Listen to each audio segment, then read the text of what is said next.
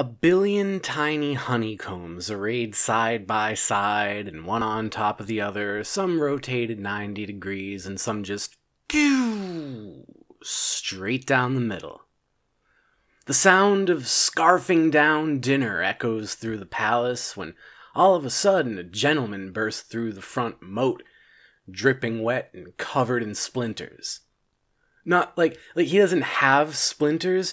It's just that there's wood, and it's sticking to him because the moat water kind of got a little bit of algae in there, makes it more adhesive. Nothing to worry about. The king and queen, they act real cool about it. Everybody else is dropping forks. There's spoons flying up to the ceiling, bouncing off the rafters that are straddling one another atop in the ceiling beams. And everybody's just, is crazy. This guy, he looks messed up.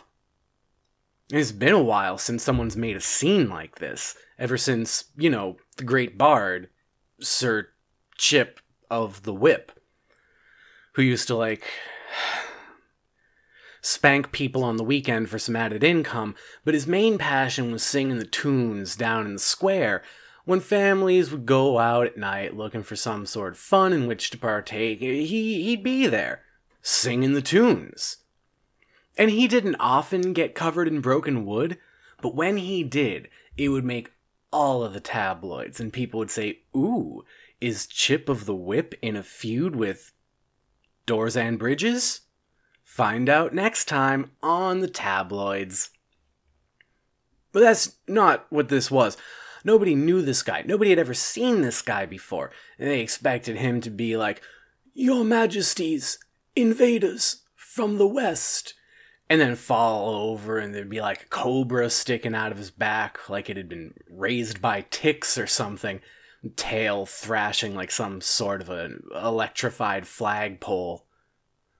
But he didn't do that. He didn't address the royalty in the room. Instead, he looked at one of the guards and said, "Samuel, it is time." And then he did the falling over with the cobra. So his guard's name is not Samuel. His guard is Gary. Gary comes from a little hamlet to the northeast of the main castle palace town thing, and he was raised by a couple of milk refiners. They didn't have pasteurization back then, but they did have the idea of taking your milk and kind of just rubbing a straight edge razor along the top of it. It didn't do anything, but they were convinced that there were serious health benefits associated. So, those people worked hard. Shaving milk.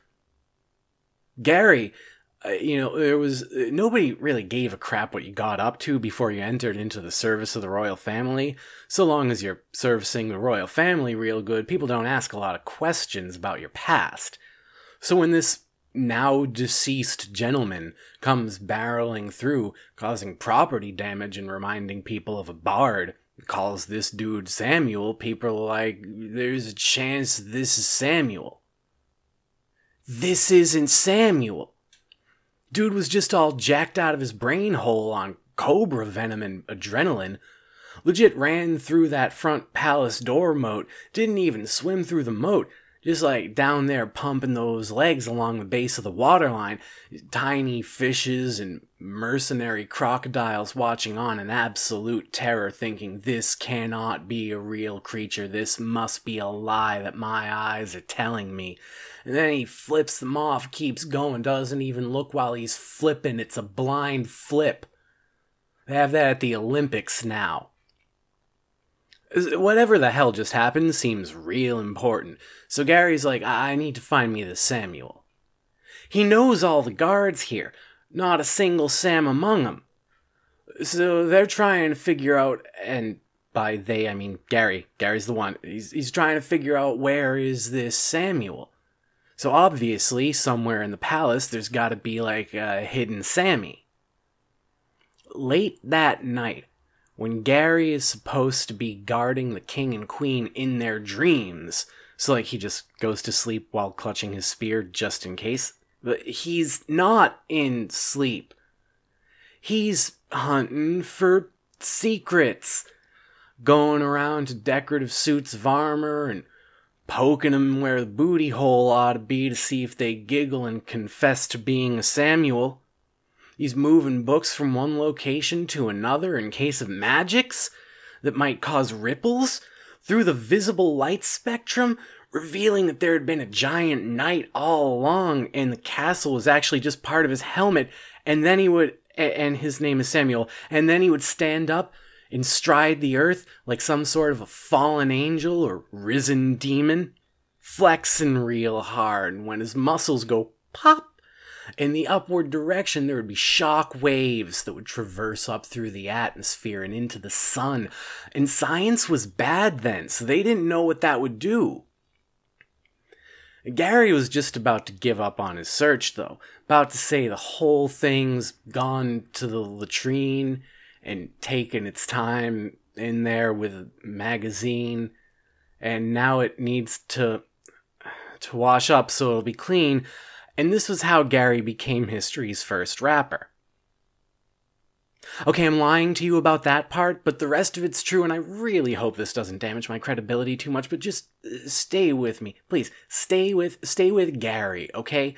Because he's going back to sleep, going back to his Betty by room night, when he hears a shriek come from up these giant shiny stairs that he's never noticed before. So he goes running up them, but they're slippy. Oh, his feet are going from side to side.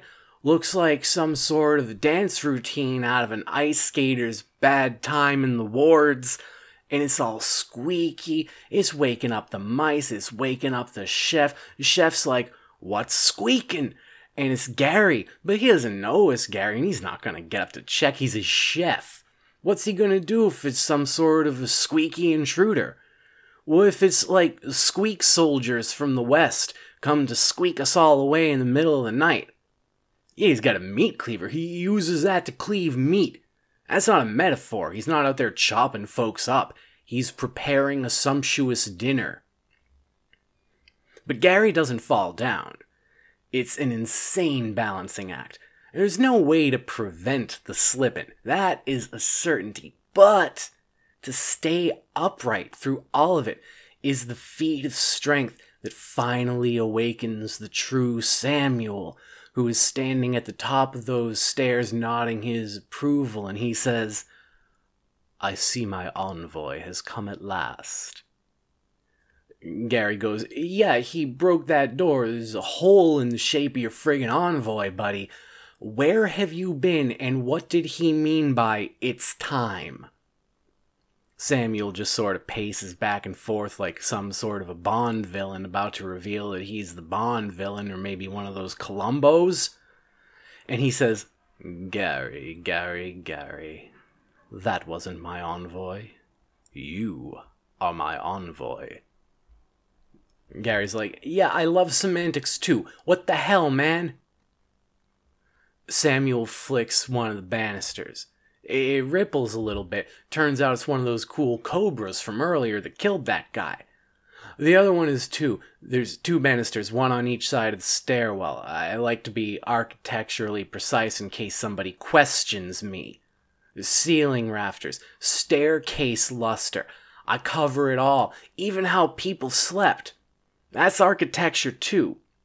You look me in the eye and tell me sleeping isn't architecture, I'll spit in yours and call you a coddled little infant who can't accept the truth. You make buildings at night. Sleep architecture is a real condition that affects 1 out of 4 Estonians today. Ask your doctor if getting your bottom beat from here to Sacramento is right for you, punk. But Samuel, he's just activated these cobra banisters. They're hissing, but they're staying pretty still other than the initial ripples. Gary's reaching for his sword now.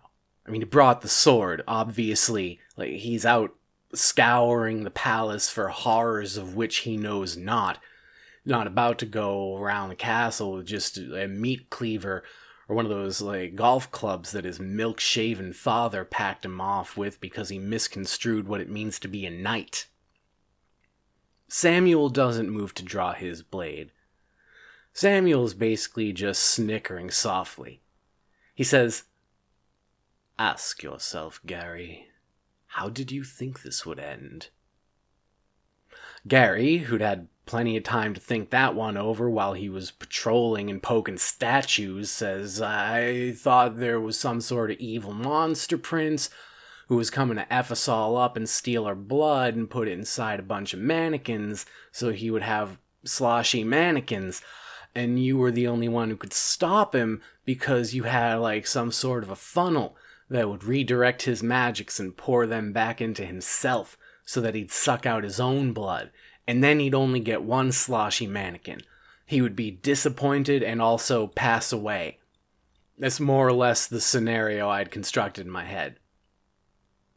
And Samuel nods and raises his eyebrows like they're moving upward, right? As if to say, "Even gravity will bend to my will." But instead of that, what he actually says is, he says, "Oh, so close, but only half right, Gary, for you see..." And then he tips over, just falls onto his side with a strange clunking noise upon collision with the stone. At this point, the king and queen are there in their pajamas with a couple rifles in each hand. I'm talking like each one of them's holding 4 rifles, and it's completely unusable, but real intimidating looking. And all these other soldiers are filing in. Samuel was clearly just a hunk of plastic. It didn't even make a sloshing noise. The banisters are definitely still cobras, though. Samuel's voice rings out, even though the mouth of the doll isn't moving. It says, "What you are describing happened already. Years ago, in fact. See for yourself." Everybody's just like, what's going on? Except for Gary. It suddenly makes sense to Gary. Everything starts adding up. Drops his sword to the ground. Knows he's not going to need it. Knows it's not going to do him or anybody else any good. Not now. Steps slowly up the last couple stairs. Feet still kind of squeaking, but it's not funny anymore. Stands in front of the king. Knocks him on the forehead. Here's a clinking and a sloshing. They're all mannequins. Every last one of them. Even Gary clonks himself on the head. Donk, donk. That's not bone sounds. And so, no one ever did find where the real Samuel went. Some people imagine there was no Samuel to begin with, and Samuel was just a personification of the truth deep inside of Gary and everybody else in the kingdom. The knowledge that we're all just artificial constructs projected upon empty vessels, walking half awake through life.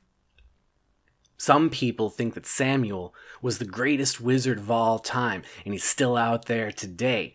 And every time you knock yourself on the forehead, it makes a donk-donk sound. But Samuel, he immediately modifies your memory so that you think, no, I'm sure it's fine. I'm sure it's nothing. Some people think that we're all Samuel. Hanging around. Waiting for that door to burst.